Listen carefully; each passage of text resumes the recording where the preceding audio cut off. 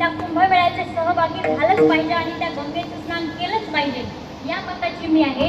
पण त्या गंगेमध्ये जर पाप धुण्याला म्हणून जात असाल तर ते मात्र चुकीचं आहे. आणि तुम्हाला जर असं वाटत असेल की पाप गंगेमध्ये स्नान केल्याच्या नंतर पाप धुतली जातात, त्याकरता एक खंडन मांडते प्रत्येकाला. शंतनुविषयी ठरला त्यावेळेस त्या गंगेला राजा नंतर ज्यावेळेस 11वा मुलगा झाला त्यावेळेस राजा शंतनूनं गंगेला अडवलं आणि गंगेला अडवल्याच्या नंतर सांगितलं, अगं ज्याला मूलबाळ नाही त्या बाईला विचार याचा काय त्रास असतो, समाज काय काय बोलतो, काय कलांनी निपुण झाला.